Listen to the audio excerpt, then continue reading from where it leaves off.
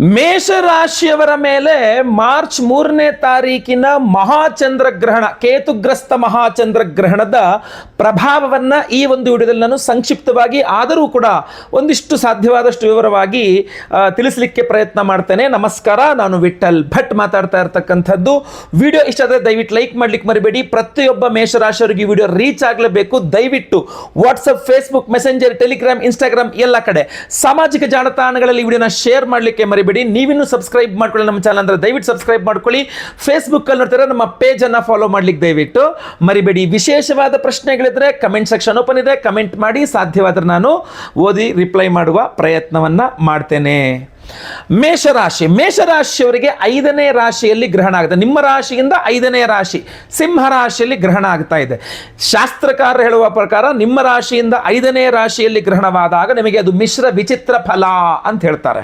So ಮಿಶ್ರ ವಿಚಿತ್ರವಾದ ಫಲ ಅಂದ್ರೆ ಶುಭನೂ ಆಗಬಹುದು ಅಥವಾ ಅಶುಭನೂ ಆಗಬಹುದು, ಏನ್ ಬೇಕಾದ್ರೂ ಆಗ್ಬಹುದು, ಏನು ಹೇಳಲಿಕ್ಕಾಗಲ್ಲ ಅನ್ನುವಂತಹ ಸ್ಥಿತಿ ಆಗಿರ್ತದೆ.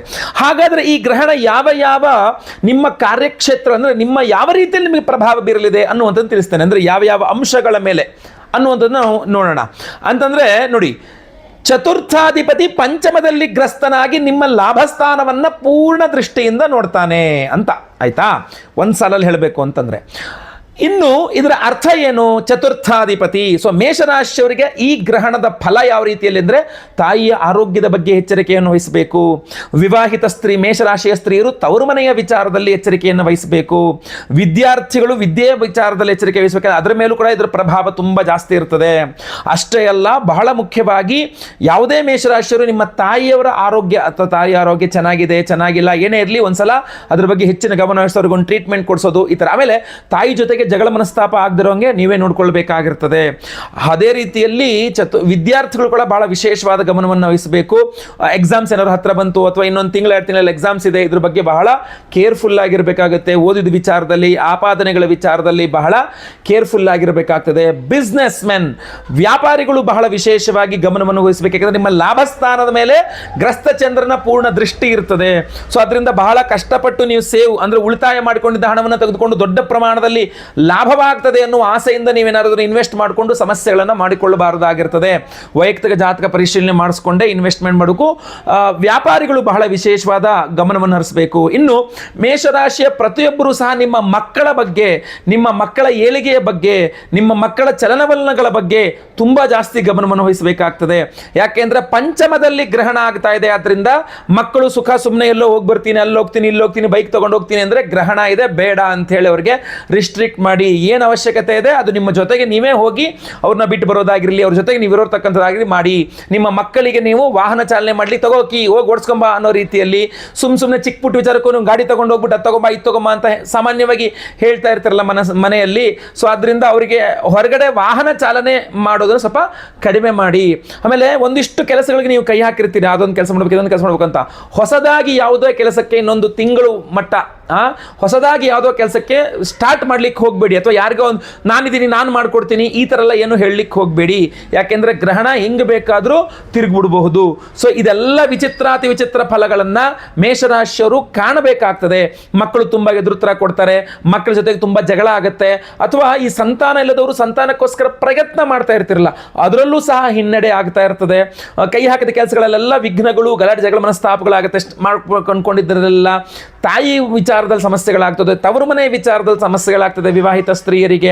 ಸೊ ಹೀಗೆ ಎಲ್ಲ ವಿಚಾರದಲ್ಲೂ ಸಹ ಹೆಚ್ಚಿನದಾದ ಮೇಲೆ ಮನಃಕಾರಕ ಚಂದ್ರ ಆದ್ರಿಂದ ಈ ಎಲ್ಲ ವಿಚಾರಗಳಲ್ಲಿ ಮನಸ್ಸಿಗೆ ದುಃಖ ಆಗುತ್ತೆ. ನಿಮ್ಮ ಮನಸ್ಸಿಗೆ ಬೇಸರ ಆಗಿ ನಿಮಗೆ ಇಂಥ ಈ ಥರ ಆಗೋಯ್ತಲ್ಲ, ಈ ಥರ ಹೇಳ್ಬಿಟ್ರಲ್ಲ, ಹಿಂಗಾಗೋಯ್ತಲ್ಲ ಅಂತ ಮನಸ್ಸಿನ ಮೇಲೆ ಇದ್ರ ವಿಶೇಷವಾದಂತಹ ದುಷ್ಪರಿಣಾಮ ಇರುತ್ತೆ. ಆದ್ರಿಂದಾಗಿ ಬಹಳ ಮುಖ್ಯವಾಗಿ ಪರಿಹಾರ ಅನ್ನುವಂಥದ್ದು ಬಹಳ ಮುಖ್ಯವಾಗಿರುತ್ತದೆ. ಸಿಂಪಲ್ ಆಗಿ ನಾನು ನಿಮಗೆ ಪರಿಹಾರ ಹೇಳಬೇಕು ಅಂತಂದ್ರೆ ಮುಖ್ಯವಾಗಿ ಇದನ್ನ ದಾನಾದಿಗಳು ಬರ್ತದೆ. ಅದರಲ್ಲಿ ಏನು ದಾನಾದಿಗಳು ಅಂತಂದ್ರೆ ಕೇತು ಆದ್ರಿಂದ ಹುರುಳಿ ದಾನ ಮಾಡಬೇಕು, ಚಂದ್ರ ಆದ್ರಿಂದ ಅಕ್ಕಿ ಅಥವಾ ಭತ್ತವನ್ನ ದಾನ ಮಾಡಬೇಕು. ಹುರುಳಿ ಭತ್ತ ಎರಡು ಸಪರೇಟ್ ಆಗಿ ನೀವು ದಾನವನ್ನ ಮಾಡತಕ್ಕಂಥದ್ದು. ಅದು 3ನೇ ತಾರೀಕು ಗ್ರಹಣ ಅಂದ್ರೆ 4ನೇ ತಾರೀಕು ಬೆಳಗ್ಗೆ ಎದ್ದು ಸ್ನಾನ ಆದ್ಮೇಲೆ ಹತ್ತಿರದ ದೇವಸ್ಥಾನದಲ್ಲಿ ತಗೊಂಡೋಗಿ ದಾನ ಮಾಡಬಹುದಾಗಿರ್ತದೆ. ಚಂದ್ರ ಬಿಂಬದೊಟ್ಟಿಗೆ ನೀವು ಅದನ್ನು ದಾನ ಮಾಡಬಹುದಾಗಿರ್ತದೆ. ಆದರೆ ಇನ್ನೂ ಮುಖ್ಯವಾದ ವಿಚಾರ ಏನಪ್ಪಾ ಅಂದ್ರೆ ನಾವು ನಿಮಗೋಸ್ಕರ ಅತ್ಯಂತ ಪವರ್ಫುಲ್ ಆಗಿರತಕ್ಕಂಥ ಪರಿಹಾರವನ್ನ ಗ್ರಹಣದ ದಿವಸವೇ ಮಾಡ್ತಾ ಇದ್ದೇವೆ, 3ನೇ ತಾರೀಕೇನೆ. ಅದ್ರ ಬಗ್ಗೆ ನೀವು ತಿಳ್ಕೊಳ್ಬೇಕು. ಚಂದ್ರಗ್ರಹಣದ ಸಂಪೂರ್ಣ ಶುಭ ಫಲವೇ ನಿಮಗೆ ಸಿಗಬೇಕು, ಯಾವುದೇ ಅಶುಭ ಫಲ ನಿಮಗೆ ತಾಗಬಾರದು ಅನ್ನುವ ದೃಷ್ಟಿಯಿಂದ ನಮ್ಮ ಯಾಗಶಾಲೆಯಲ್ಲಿ ನಾವು ಮಹಾಚಂದ್ರಗ್ರಹಣದ ದಿವಸ ಚಂದ್ರಗ್ರಹಣ ಸಂಧ್ಯಾಕಾಲ ಇರೋದ್ರಿಂದ 6:30 ಮೇಲೆ ನಾವು ಮಹಾಚಂದ್ರಗ್ರಹಣ ಶಾಂತಿ ಹೋಮವನ್ನೇ ಮಾಡ್ತಾ ಇದ್ದೇವೆ ನಮ್ಮ ಯಾಗಶಾಲೆಯಲ್ಲಿ. ಆ ಮಹಾಚಂದ್ರಗ್ರಹಣ ಶಾಂತಿ ಹೋಮ ಅಷ್ಟೇ ಅಲ್ಲ, ಯಾಕೆಂದರೆ ಗ್ರಹಣ ಬಹಳ ಪರ್ವಕಾಲ, ಪರ್ವ ದಿನ ಆದ್ದರಿಂದ ಅದ್ಭುತವಾದಂತಹದ್ದನ್ನೇ ಮಾಡಬೇಕು. ನಿಮ್ಮ ಆರ್ಥಿಕ ಬಾಧೆಗಳು, ಹಣಕಾಸಿನ ಸಮಸ್ಯೆಗಳು, ಸಾಲ ಬಾಧೆಗಳು, ಮನೆಯಲ್ಲಿ ಅಷ್ಟೈಶ್ವರ್ಯಗಳ ಅಭಿವೃದ್ಧಿಯಾಗಬೇಕು, ಆ ಸಾಲ ಸಮಸ್ಯೆಗಳು ಪರಿಹಾರವಾಗಬೇಕು, ದುಡ್ಡಿನ ಸಮಸ್ಯೆ ಪರಿಹಾರವಾಗಬೇಕು ಅನ್ನುವ ದೃಷ್ಟಿಕೋನದಿಂದ ವ್ಯಾಪಾರ ಅಭಿವೃದ್ಧಿಯಾಗಬೇಕು, ನಿಮಗೆ ದುಡ್ಡು ವಿಚಾರದಲ್ಲಿ ಅನುಕೂಲವಾಗಬೇಕು ಅನ್ನುವುದನ್ನೇ ದೃಷ್ಟಿಯಲ್ಲಿಟ್ಟುಕೊಂಡು ಮಹಾ ಕುಬೇರ ಲಕ್ಷ್ಮೀ ಹೋಮವನ್ನು ಮಾಡ್ತಾ ಇದ್ದೇವೆ. ನೋಡಿ, ಚಂದ್ರಗ್ರಹಣದ ದಿವಸ ಚಂದ್ರಗ್ರಹಣದ ಸಂಧ್ಯಾಕಾಲದಲ್ಲಿಗೆ ಕುಬೇರ ಲಕ್ಷ್ಮೀ ಹೋಮವನ್ನು ಮಾಡ್ತಕ್ಕಂಥದ್ದು ಅದ್ಭುತವಾದಂತಹ ಶಕ್ತಿ, ಅದು ಅದ್ಭುತವಾದ ಪರಿಹಾರ. ಅದು ಅಷ್ಟೇ ಅಲ್ಲ, ಇನ್ನೂ ಸಹ ಇದೆ. ನೀವು ಸಾಲಬಾಧೆಗಳಿಂದ ನಿಮ್ಮನ್ನು ಹೊರಗೆ ತರ್ತಕ್ಕಂಥದ್ದು ಕುಬೇರ ಲಕ್ಷ್ಮಿ ಅಷ್ಟೇ ಅಲ್ಲ, ರಣಮೋಚಕ ಮಹಾಗಣಪತಿ ಹೋಮವನ್ನು ಮಾಡ್ತಾ ಇದ್ದೇವೆ. ಅಂದರೆ ಸಾಲಬಾಧೆಗಳನ್ನು ಪರಿಹಾರ ಮಾಡ್ತಕ್ಕಂಥ, ಕೊಟ್ಟು ಸಾಲ ಇರ್ಬೋದು, ತಗೊಂಡು ಸಾಲ ಇರ್ಬೋದು, ಕೊಡ್ಸಿದ ಸಾಲ ಇರ್ಬೋದು, ಯಾವುದೇ ಸಾಲಬಾಧೆಗಳಿರಲಿ ನಿಮಗೆ ಅದು ಪರಿಹಾರವಾಗಬೇಕು ಅಂತ ರಣಬಾಧಾ ನಿವಾರಕ ಮಹಾಗಣಪತಿ ಮಂತ್ರ ಅಂತ ಇದೆ, ರಣಮೋಚಕ ಗಣಪತಿ ಹೋಮ ಅಂತ, ರಣಮೋಚಕ ಮಹಾಗಣಪತಿ ಮಂತ್ರ ಹೋಮವನ್ನು ಮಾಡ್ತಾ ಇದ್ದೇವೆ. ಅಷ್ಟೇ ಅಲ್ಲ, ಇನ್ನೂ ಇದೆ ನೋಡಿ. ಸಂತಾನ ಇಲ್ಲದವರಿಗೆ ಸಂತಾನ ಆಗಬೇಕು, ಸಂತಾನ ಇರೋವರಿಗೆ ಸಂತಾನದ ವಿಚಾರದಲ್ಲಿ, ಮಕ್ಕಳ ವಿಚಾರದಲ್ಲಿ ಅನುಕೂಲ, ಸಂತೃಪ್ತಿ, ಸುಖ ಸಿಗಬೇಕು ಅನ್ನುವ ಕಾರಣಕ್ಕೆ ಸಂತಾನ ಗೋಪಾಲ ಕೃಷ್ಣ ಹೋಮವನ್ನು ಮಾಡ್ತಾ ಇದ್ದೇವೆ. ಬೇರೆ ಸಮಯದಲ್ಲಿ ಮಾಡೋಕ್ಕೂ ಗ್ರಹಣದ ದಿನ ಮಾಡೋದಕ್ಕೂ ವ್ಯತ್ಯಾಸ ಇದೆ, 10-100 ಪಟ್ಟಷ್ಟು ಫಲ ಅಂತ ಹೇಳ್ತಾರೆ. ಆದ್ದರಿಂದ ನಾವು ನಿಮ್ಮೆಲ್ಲರ ಸರ್ಪದೋಷಗಳು ಪರಿಹಾರವಾಗಬೇಕು ಅಂತ ಆಶ್ಲೇಷ ಬಲಿ ಪೂಜೆ, ಸರ್ಪಶಾಂತಿ ಹೋಮವನ್ನು ಮಾಡ್ತಾ ಇದ್ದೇವೆ. ಅದೇ ಸಂಧ್ಯಾ ಕಾಲದಲ್ಲಿಯೇ ರಾತ್ರಿಯೇ ಮಾಡ್ತಾ ಇದ್ದೇವೆ. ಇದನ್ನೆಲ್ಲದೂ ಸಹ ನಿಮ್ಮ ಗುರುದೋಷ ಪರಿಹಾರಕ್ಕೆ ಗುರುಶಾಂತಿ ಹೋಮ, ಗುರುಬಲ ನಿಮಗೆ ಸಿಗಬೇಕು, ಗುರುಬಲ ಕೆಲಸ ಮಾಡಬೇಕು ನಿಮಗೆ ಅಂತ, ಹಾಗೂ ಪಂಚಮ ಶನಿ, ಅಷ್ಟಮ ಶನಿ, ಅರ್ಧಾಷ್ಟಮ ಶನಿ, ಸಾಡೆ ಸಾತಿ, ಶನಿ ಮಹಾದಶ, ಅಂತರ್ದಶ, ಪ್ರಾಣದಶ, ಸೂಕ್ಷ್ಮದಶ, ಎಲ್ಲ ಕಡೆ ಶನಿ ಪೀಡೆಗಳು ಪರಿಹಾರವಾಗಬೇಕು, ಶನೇಶ್ವರ ಗ್ರಹಾನುಗ್ರಹ ಸಿಗಬೇಕು ಅಂತೇಳಿ ಅವತ್ತಿನ ದಿವಸ ಗ್ರಹಣ ದಿವಸ ನಾವು ಮಹಾಶನಿ ಶಾಂತಿ ಹೋಮವನ್ನು ಮಾಡ್ತಾ ಇದ್ದೇವೆ, ನವಗ್ರಹ ಶಾಂತಿ ಹೋಮಗಳನ್ನು ಮಾಡ್ತಾ ಇದ್ದೇವೆ. ಇಷ್ಟೆಲ್ಲವನ್ನು ಮಾಡಿ ವಿಶೇಷವಾಗಿರತಕ್ಕಂಥ ಪ್ರಸಾದ ನಾವು ನಿಮಗೆ ಕೊಡ್ತಾ ಇರತಕ್ಕಂಥದ್ದು ಈ ಧನಾಕರ್ಷಕ ಮಣಿ, ಧನಾಕರ್ಷಕ ಮಣಿ, ಇದು ರಾ ಪೈರೇಟ್ ಅಂತ ಕರೀತಾರೆ. ಇದು ಅತ್ಯದ್ಭುತವಾಗಿರ್ತಕ್ಕಂಥ, ಇದ್ರ ಮೇಲೆ ಯಾವುದೇ ಕೆಲಸಗಳಿಲ್ಲ. ಆ ಭೂಗರ್ಭದಿಂದ ರಾ ಪೈರೇಟ್ ಹೆಂಗೆ ತೆಗಿತಾರೋ ಅದನ್ನು ಹಾಗೇ ಅದೇ ರಾ ಪೈರೇಟನ್ನು ನಾವೇನು ಮಾಡ್ತಾ ಇದ್ದೀವಿ, ಈ ಮಹಾಚಂದ್ರಗ್ರಹಣದ ದಿವಸ ಚಂದ್ರಗ್ರಹಣ ಶಾಂತಿ ಹೋಮ, ಕುಬೇರ ಲಕ್ಷ್ಮಿ ಹೋಮ, ರಣಬಾಧಾ ನಿವಾರಕ ಗಣಪತಿ ಹೋಮ, ಆಶ್ಲೇಷಾಬಲಿ ಪೂಜೆ, ಸಂತಾನ ಗೋಪಾಲ ಕೃಷ್ಣ ಹೋಮ ಇತ್ಯಾದಿ ಎಲ್ಲ ಹೋಮಗಳಲ್ಲಿ ಈ ಒಂದು ವಿಶೇಷವಾದ ಮಣಿಯನ್ನು ಎನರ್ಜೈಸ್ ಮಾಡ್ತಾ ಇದ್ದೇವೆ. ಇದನ್ನು ನಾವು ಎನರ್ಜೈಸ್ ಮಾಡಿ ನಿಮಗೆ ಕೊಡ್ತೇವೆ. ನೋಡಿ, ಚಂದ್ರಗ್ರಹಣದ ದಿವಸ ಎನರ್ಜೈಸ್ಡ್ ಆಗಿರತಕ್ಕಂಥ ಧನಾಕರ್ಷಕ ಮಣಿಯನ್ನು ನಿಮ್ಮ ಮನೆಯ ಲಾಕರ್ನಲ್ಲೋ, ನಿಮ್ಮ ಪರ್ಸ್ನಲ್ಲೋ, ನಿಮ್ಮ ದುಡ್ಡಿನ ಜೊತೆಗೋ, ನಿಮ್ಮ ದೇವರ ಮನೆಯಲ್ಲೋ ಇಟ್ಕೊಂಡ್ರೆ ಆರ್ಥಿಕ ಬಾಧೆ ಬರಲಿಕ್ಕೆ ಸಾಧ್ಯ ಇದೆಯಾ? ಮಹಾಚಂದ್ರಗ್ರಹಣದ ದಿವಸ, ಚಂದ್ರಗ್ರಹಣದ ದಿನವೇ ಈ ಒಂದು ಧನಾಕರ್ಷಕ ಮಣಿಯನ್ನು ರಣಬಾಧಾ ನಿವಾರಕ ರಣಮೋಚಕ ಗಣಪತಿ ಹೋಮದಲ್ಲಿ, ಆ ಮಂತ್ರ ಹೋಮದಲ್ಲಿ ಎನರ್ಜೈಸ್ ಮಾಡಿದ್ರೆ ಸಾಲಬಾಧೆಗಳು ನಿಮ್ಮನ್ನು ಕಾಡಲಿಕ್ಕೆ ಸಾಧ್ಯ ಇದೆಯಾ? ಇದು ಅದರಲ್ಲಿ ಎನರ್ಜೈಸ್ ಆಗಿರ್ತದೆ. ಇಂತಹ ಒಂದು ಅದ್ಭುತವಾದಂತಹ ಮಣಿಯನ್ನು ನಾವು ಪ್ರತಿಯೊಬ್ಬರಿಗೂ ಸಹ ಸಂಕಲ್ಪ ಸೇವಾಕರ್ತರಿಗೆ ಕೊಡ್ತಾ ಇದ್ದೇವೆ. ಸ್ಕ್ರೀನ್ ಮೇಲೆ ಕಾಣ್ತಕ್ಕಂಥ ನಂಬರ್ಗೆ ನಿಮ್ಮ ಹೆಸರು, ಗೋತ್ರ ಗೊತ್ತಿದ್ರೆ, ನಕ್ಷತ್ರ ಗೊತ್ತಿದ್ರೆ, ರಾಶಿ ಗೊತ್ತಿದ್ರೆ, ನಿಮ್ಮ ವಿಳಾಸ, ನಿಮ್ಮ ಹೆಸರು ವಿಳಾಸ ಇಂಪಾರ್ಟೆಂಟು. ಸ್ಕ್ರೀನ್ ಮೇಲೆ ಕಾಣುವಂಥ ನಂಬರ್ಗೆ ಬೇಗ ಬೇಗ ವಾಟ್ಸಪ್ ಮಾಡ್ಕೊಳ್ಳಿ. ಹಾಗೂ ಸಂಕಲ್ಪ ಸೇವೆಗೆ ನಿಮ್ಮ ಹೆಸರು ರಿಜಿಸ್ಟರ್ ಮಾಡ್ಕೊಳ್ಳಿ. ಯಾಕೆಂದರೆ ಗ್ರಹಣದ ದಿವಸ ಅಂದಾಗ ತುಂಬ ಜನ ಕರೆ ಮಾಡಿರ್ತಾರೆ. ನಮ್ಮಲ್ಲಿ ಇದು ತುಂಬ ನಿಯಮಿತವಾಗಿ, ಸ್ವಲ್ಪ ಲಿಮಿಟೆಡ್ ಆಗಿ ತರಿಸಿದ್ದೇನೆ. ಇದು ಖಾಲಿ ಆಗೋಯ್ತು ಅಂದರೆ ಮತ್ತೆ ನಾನು ಸಂಕಲ್ಪ ಸೇವೆಗೆ ಹೆಸರುಗಳು ತಗೊಳ್ಳೋದು ಕಷ್ಟ ಆಗ್ತದೆ. ಸೊ ಅದರಿಂದ ಬೇಗ ಬೇಗ ವಿಡಿಯೋ ನೋಡಿದ ತಕ್ಷಣ ನೀವು ಸಂಕಲ್ಪ ಸೇವೆಗೆ ಹೆಸರು ಕೊಟ್ಕೊಳ್ಳಿ ದಯವಿಟ್ಟು. ಮತ್ತೆ ಪುನಃ ಇಂಥ ಅದ್ಭುತವಾದ ಅವಕಾಶ, ಅದ್ಭುತವಾದ ಪ್ರಸಾದ, ಅದ್ಭುತವಾದ ಸಮಯದಲ್ಲಿ ಎನರ್ಜೈಸ್ ಮಾಡಿಕೊಳ್ಳಲಿಕ್ಕೆ ಆಗೋದಿಲ್ಲ. ಸೊ ಆದ್ದರಿಂದ ಬೇಗ ಬೇಗ ಸಂಕಲ್ಪ ಸೇವೆಗೆ ಹೆಸರು ಕೊಟ್ಕೊಳ್ಳಿ. ನಾನು ಮತ್ತೆ ಪುನಃ ಹೇಳ್ತೇನೆ, ಈ ಬಾರಿಯ ಈ ಮಹಾಚಂದ್ರಗ್ರಹಣ ಅತ್ಯದ್ಭುತ. ಆದರೆ ಆಚರಣೆಗೆ ಸಿಗೋದು ಬರೀ 10-15 ನಿಮಿಷಗಳು ಮಾತ್ರ.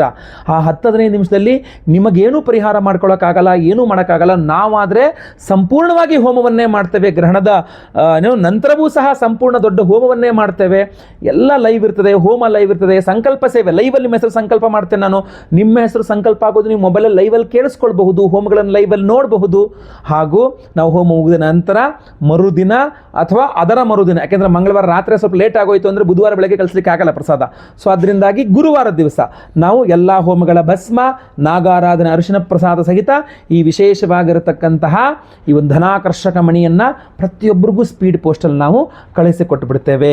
ಯಾಕೆಂದರೆ ಗ್ರಹಣ ರಾತ್ರಿ, ನಾವು ಸಂಜೆ ಮೇಲೆ ರಾತ್ರಿ ಮೇಲೆ ಹೋಮ ಮಾಡಿದಾಗ ಆ ಹೋಮದ ಭಸ್ಮ ಆರಲಿಕ್ಕೆ ಟೈಮ್ ತೊಗೊಂಡ್ಬಿಡುತ್ತಲ್ಲ. ಸೊ ಅದರಿಂದ ರಾತ್ರಿ ನಾವು ಅದನ್ನು ತೆಗೆದುಕೊಂಡು ಬೇರೆ ದಿನಗಳಲ್ಲಾದ್ರೆ ನಾವು ಹಗಲಲ್ಲಿ ಹೋಮ ಮಾಡ್ತೀವಿ, ಸಂಜೆ ಅಷ್ಟರಲ್ಲಿ ಭಸ್ಮ ಎಲ್ಲ ಸ್ವಲ್ಪ ಸಿಕ್ಕಿರುತ್ತೆ. ಆ ಭಸ್ಮ ಅಂತ, ಯಾಕೆಂದ್ರೆ ನಾವು ಯಾವ ಹೋಮ ನಿಮ್ಮ ಹೆಸರಲ್ಲಿ ಸಂಕಲ್ಪ ಮಾಡಿದ ಹೋಮದ ಭಸ್ಮವನ್ನೇ ನಿಮಗೆ ಕೊಡುವಂಥದ್ದು, ಯಾವುದೋ ಹೋಮದ ಭಸ್ಮ ನಿಮಗೆ ಕಳಿಸಲ್ಲ. ನಾವು ಯಾವತ್ತೂ ಇಲ್ಲಿ ತನಕ ಮಾಡಿಲ್ಲ ಆ ಕೆಲಸವನ್ನು. ಸೊ ಆದ್ದರಿಂದ ಇದು ಆರಬೇಕು, ಆರೋ ತನಕ ನಾವು ವೆಯ್ಟ್ ಮಾಡಬೇಕು. ಸೊ ಮರುದಿನ ಬೆಳಗ್ಗೆ ತನಕ ಇದು ಆರುತ್ತೆ. ಮರುದಿನ ಬೆಳಗ್ಗೆ ಆ ಭಸ್ಮವನ್ನು ತೆಗೆದು ನಾವು ಅದನ್ನು ಪಾರ್ಸಲ್ ಏನೋ ಪ್ಯಾಕಿಂಗ್ ಮಾಡಿ, ಇಡೀ ದಿನ ಆಗುತ್ತೆ ಪ್ಯಾಕಿಂಗ್ ಮಾಡೋಕ್ಕೆ. ಮರುದಿನ ಬೆಳಗ್ಗೆ ಅಂದರೆ ಗುರುವಾರ ದಿವಸ ಬೆಳಗ್ಗೆ ನಾವು ಇಲ್ಲಿಂದ ಸ್ಪೀಡ್ ಪೋಸ್ಟಲ್ಲಿ ಇರೋದನ್ನು ಸಹ ಕಳಿಸ್ಕೊಡ್ತೇವೆ. ಸೊ ತಡ ಮಾಡಬೇಡಿ, ಸ್ಕ್ರೀನಲ್ಲಿ ಕಾಣೋ ನಂಬರ್ಗೆ ನಿಮ್ಮ ಹೆಸರು, ಗೋತ್ರ ಗೊತ್ತಿದ್ರೆ, ನಕ್ಷತ್ರ ಗೊತ್ತಿದ್ರೆ, ರಾಶಿ ಗೊತ್ತಿದ್ರೆ ಬೇಗ ಬೇಗ ವಾಟ್ಸಪ್ ಮಾಡ್ಕೊಳ್ಳಿ. ಎಲ್ಲರಿಗೂ ಸಹ ಒಳ್ಳೆಯದಾಗಲಿ. ವಿಡಿಯೋ ಇಷ್ಟ ಆದರೆ ದಯವಿಟ್ಟು ಲೈಕ್ ಮಾಡ್ಲಿಕ್ಕೆ ಮರಿಬೇಡಿ. WhatsApp, Facebook, messenger, Telegram, Instagram ಎಲ್ಲ ಕಡೆ ಸಾಮಾಜಿಕ ಜಾಲತಾಣಗಳಲ್ಲಿ ವಿಡಿಯೋನ ಶೇರ್ ಮಾಡಲಿಕ್ಕೆ ಮರಿಬೇಡಿ. ನೀವು ಸಬ್ಸ್ಕ್ರೈಬ್ ಮಾಡ್ಕೊಳ್ಳಿ ನಮ್ಮ ಚಾನಲ್ ಅಂದರೆ ದಯವಿಟ್ಟು ಕಡೆ ಸಬ್ಸ್ಕ್ರೈಬ್ ಅಂತ ಬಟನ್ ಇರುತ್ತೆ, ಸಬ್ಸ್ಕ್ರೈಬ್ ಮಾಡ್ಕೊಂಡು ಬೆಲ್ ಬಟನ್ ಹೊತ್ಕೊಂಡು ಆಲ್ ಅಂತ ಮಾಡ್ಲಿಕ್ಕೆ ದಯವಿಟ್ಟು ಮರಿಬೇಡಿ. ಮುಂದಿನ ವಿಡಿಯೋದಲ್ಲಿ ಮತ್ತೆ ಪುನಃ ಸಿಗ್ತಾನೆ. ಎಲ್ಲರಿಗೂ ಸಹ ಒಳ್ಳೆಯದಾಗಲಿ. ಲೋಕ ಸಮಸ್ತ ಸುಖಿನೋ ಭವಂತು. ನಾರಾಯಣ ನಾರಾಯಣ ನಾರಾಯಣ.